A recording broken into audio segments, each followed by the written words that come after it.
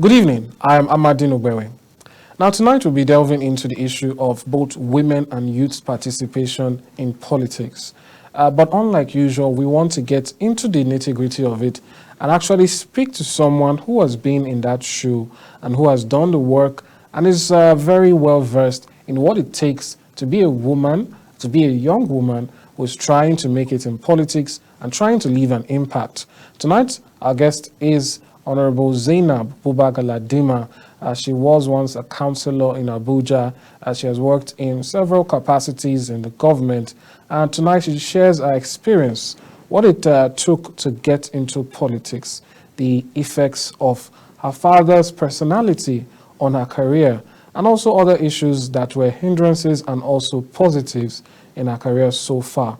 And hopefully this is something that can be used for young persons out there who seek to get into politics and participate actively, both as politicians, as people in government, or just using the citizen's office.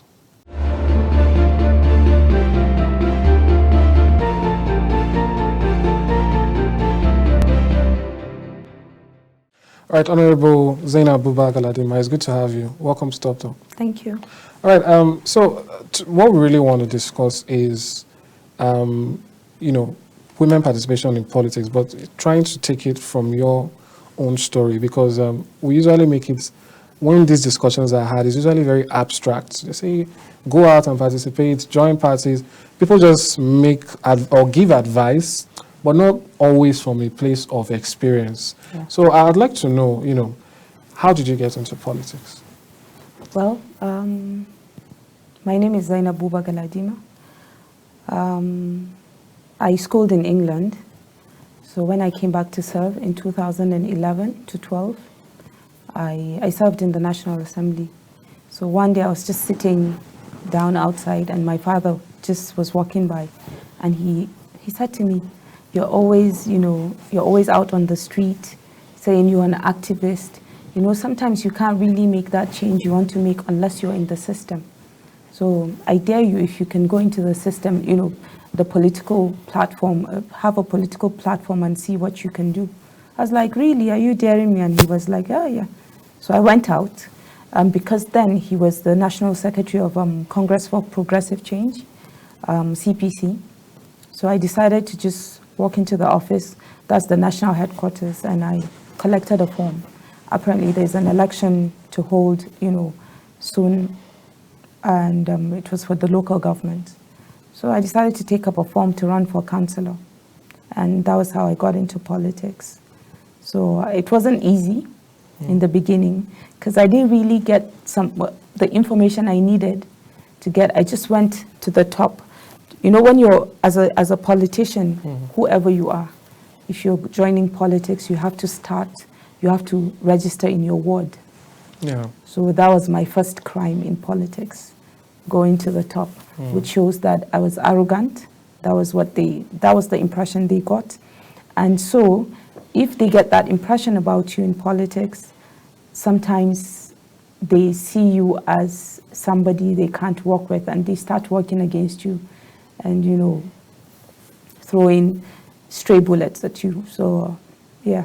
That was how I got into politics. All right. So how was that first experience? Did you just go in and immediately win, or did you have to go through some, trials and so on? Yeah. So when I got the form, somebody called me and they were like, "No, you're not supposed to do that." So I had to go back to the ward, bring the ward executives together, apologize, reintroduce myself. This is who I am, and this is what I'm running for.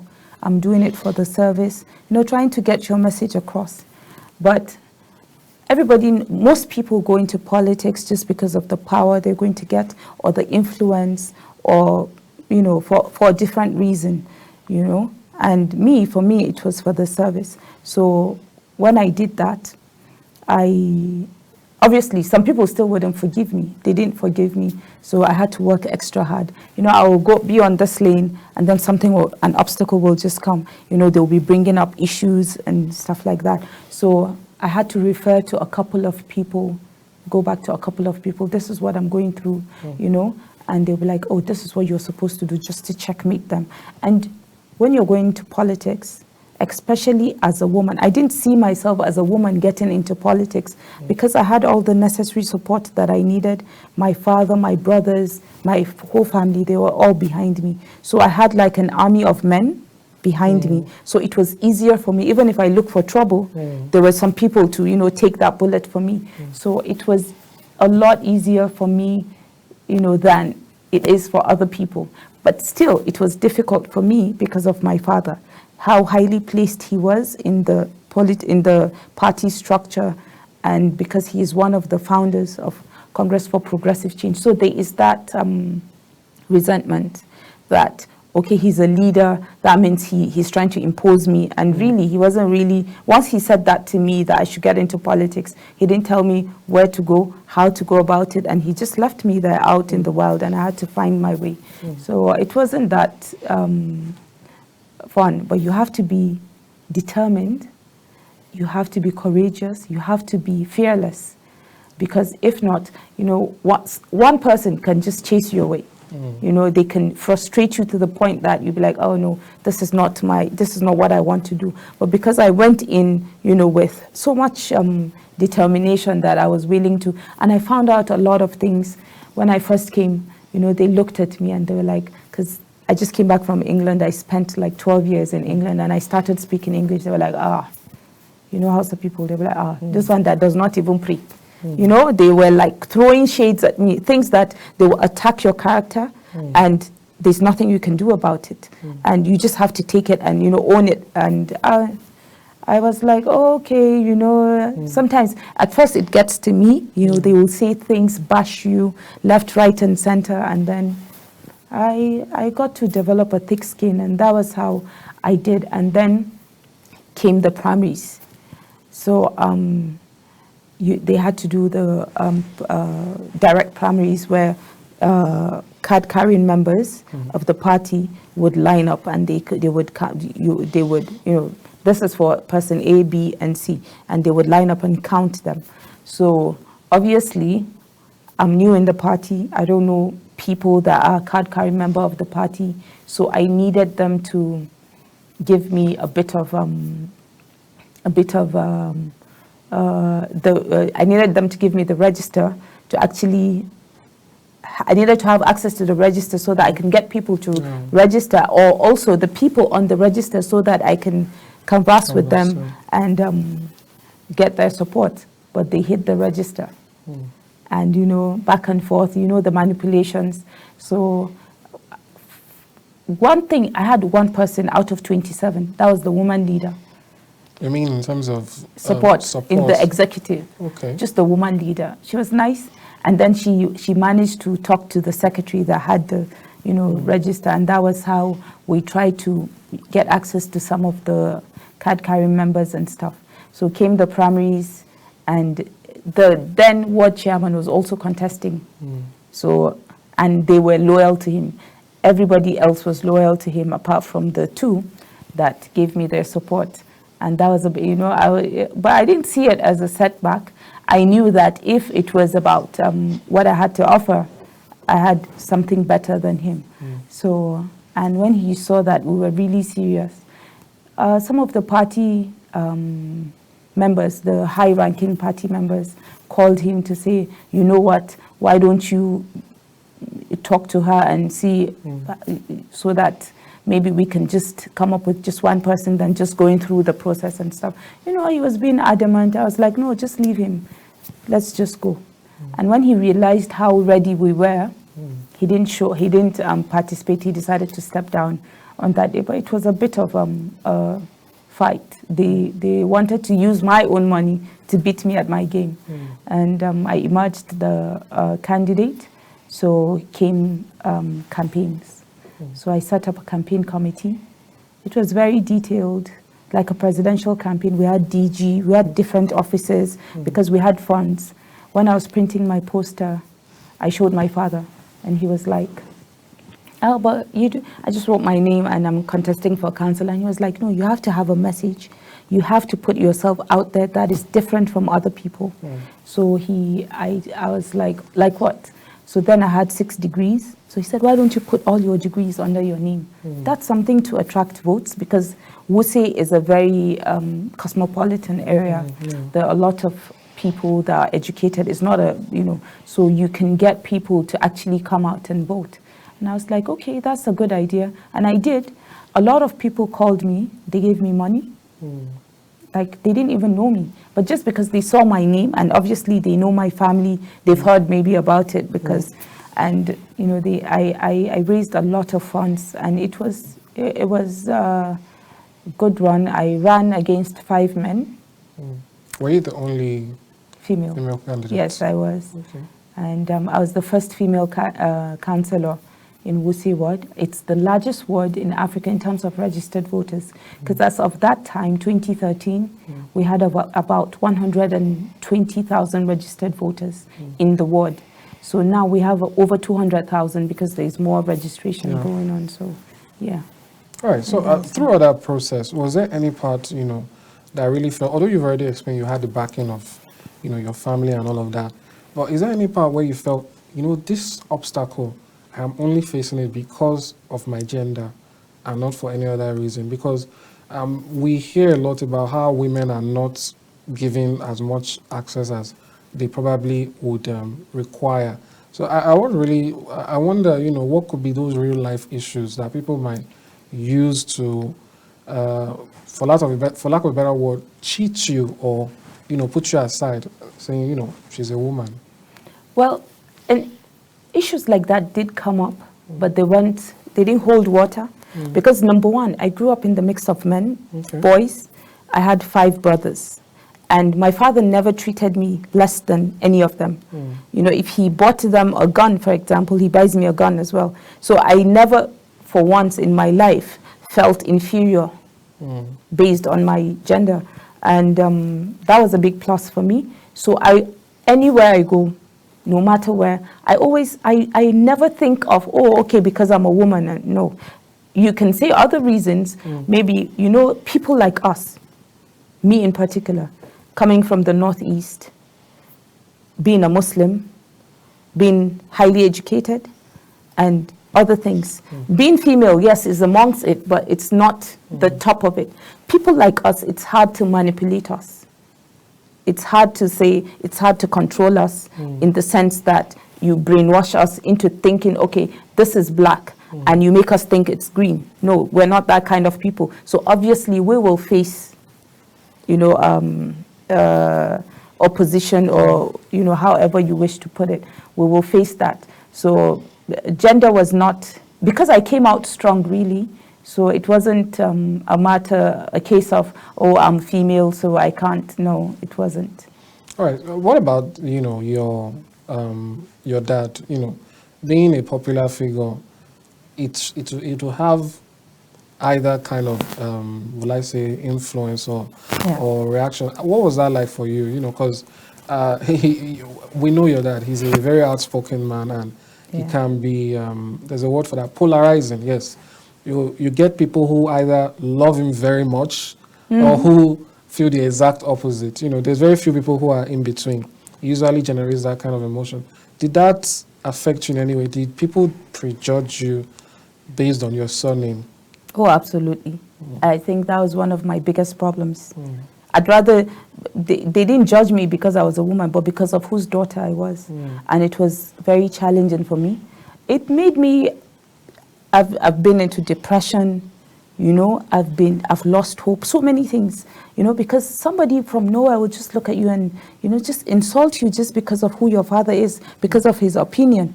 And I tell them, I'm an adult, and I have the right of association. I have the right to do whatever it is I want. If my father can allow me do whatever it is that I'm doing, who are you to tell me not to do because of who my father is? And no matter where I was, even the people I was with, because there was a point, or there is a point in time where him and I are in different parties, and I am in APC. He was in, he didn't join PDP, but he was in APC, but just a faction, and then he turned into NNPP. But still, people still associate me with his opinions, and he's entitled to it. Everybody's entitled to their opinion. Why is mine different? And because he hits them on the head, it's frustrating for them, you know, so they in turn frustrate me.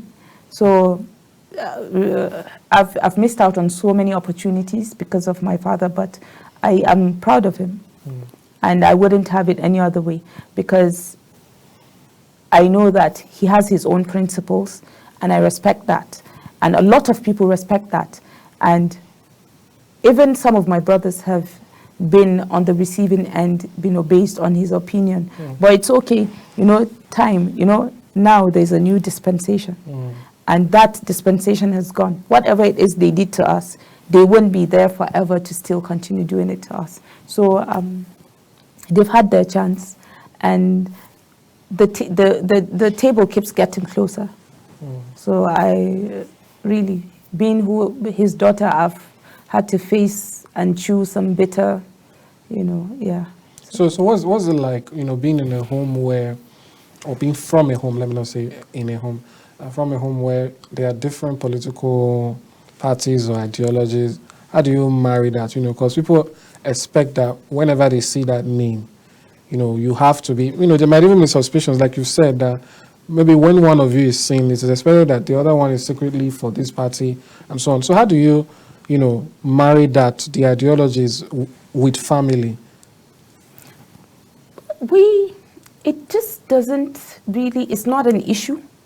We don't make it as, oh, you are this, you are. Maybe when we joke at each other, or be like, oh, no, leave this one. Because my father sometimes will be like, oh, don't talk to Zainab, they're in power now, she's very arrogant. That kind of thing. Or when we're having a conversation, I'll be like, no, you're not right, this one is, and that's it. And when we're together to do any family engagement, we leave everything aside and just do what it's never an issue where, oh, no, this one is, we wouldn't do this with, no, we don't.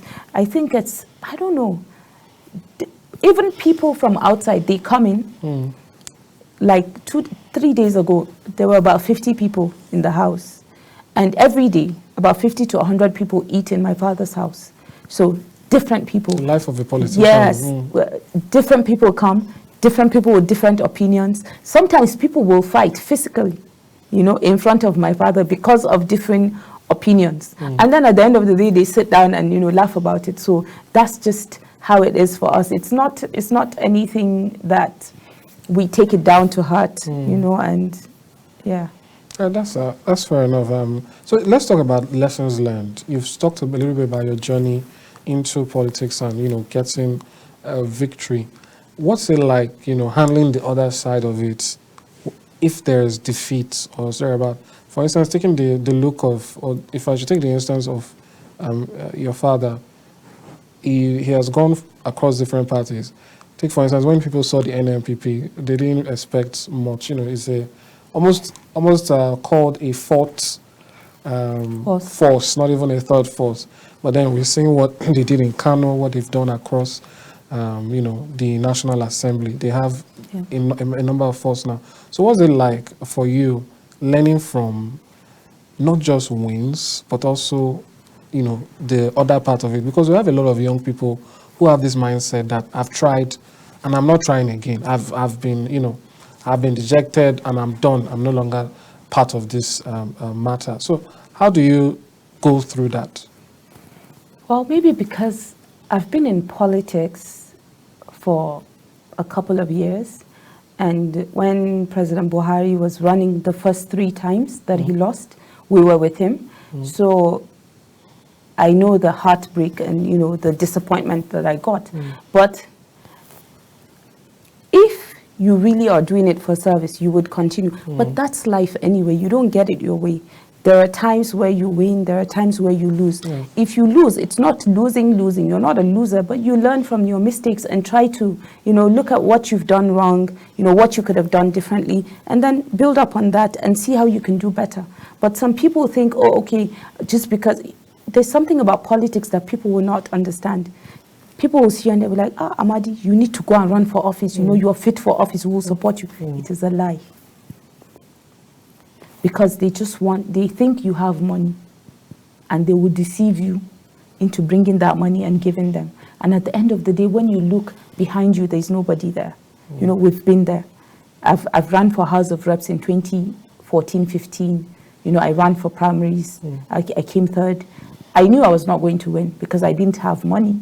You know, it's for the highest bidder. He's not even too young to run now. He's too broke to run. You know, so you see people that will come to you, oh no, you're a woman like us, you know, we will do this for you, we'll do that for you. And at the end of the day, when you turn, they're nowhere to be found. You know, these are things you need to see beyond the face value. You know, you need to understand, especially people that are into service. Sometimes it's not even about running. There are things you do in the community that will speak out for you. You know, that the people will genuinely stand by you. That kind of support is different from the one that, oh, okay, you just show up. You know, you just show up and you decide, oh, okay, the best thing I can do is just to go into politics. I have money now. All I need is power to just complement whatever it is I have, just to be influential or relevant in the society. And these are people, they will take advantage of you without even you knowing. And by the time you look at it and you're like, oh my God, so what have I been doing? Because the system in Nigeria does not allow transparency and accountability of leaders. So we find out that the masses also take advantage of that opportunity to be able to get what they can from whoever it is that is running, you know. So once they get that, oh, okay, so you can go, at least we've had a fair share of what we can get for the next 4 years, and, you know, we're okay with it. So you have to be very careful.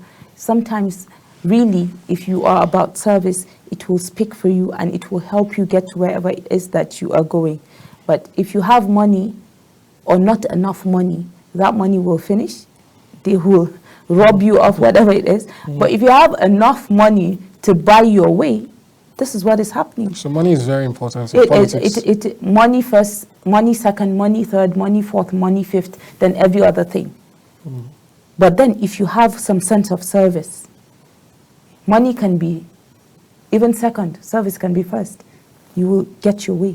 For example, what happened in Kanu, it is their antecedents that got them where they are, you know? So you have to have some antecedents of service, you know, of how much you value the people, how much you want to see that, you know, progress in the community or in a society, then that will help you as well. But if it is about the money or the influence, then if you're not too genuine about your cause, hardly you know. But still, these are the people that hold positions. So it is a very dicey, you know, you can't say this, but you can't say that. But service is good, to be honest. I'd rather be on the path of service where no matter whatever it is that I get or I do not get, at least when they speak of me, I have a legacy, you know, to be able to back that up. All right. What about young people in all of this? Because when you mention money, as they say, young people left the group chats, you know, especially those who might not really have the funds.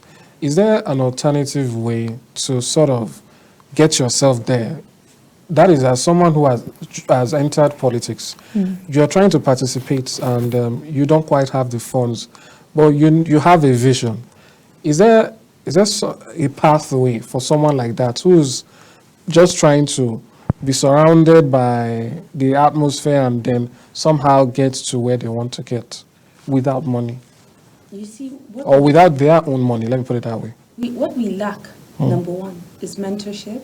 Okay. We do not have that mentorship, and I'm guessing in that program we had, we mentioned a lot about mentorship. Mentorship plays a great role, you know. And being in politics doesn't necessarily mean you running for office. Okay.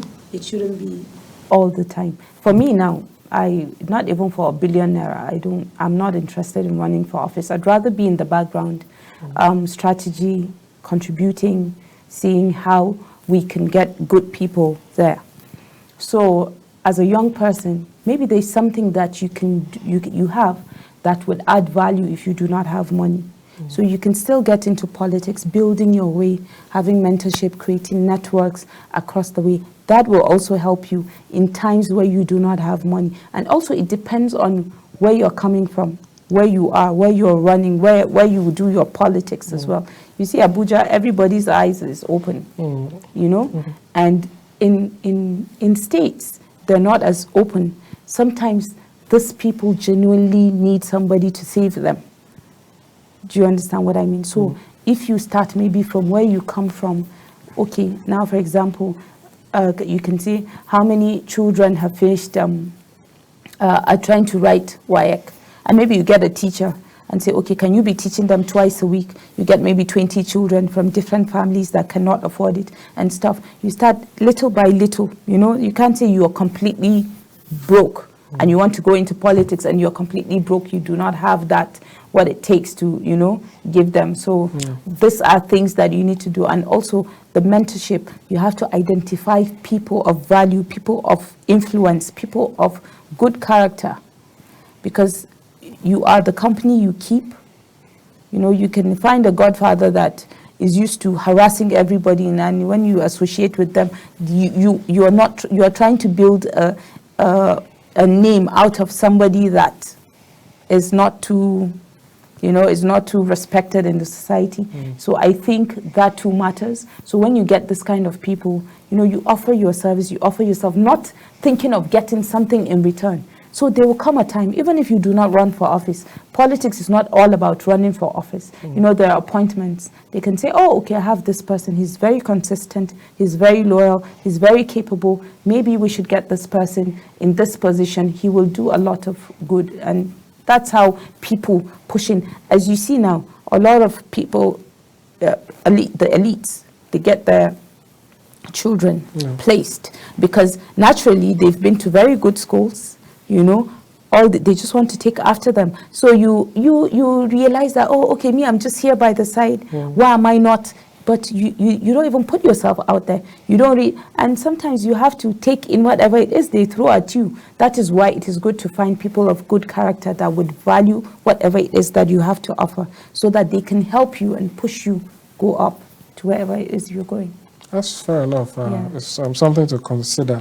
So another question now is, I know aside politics, you've been in certain offices as part of governance now. This is after all the politics. So what's that like, you know, contributing in that aspect, being able to influence now after, quote unquote, the games have been played and are over? What's that like for someone, you know, in the thick of it?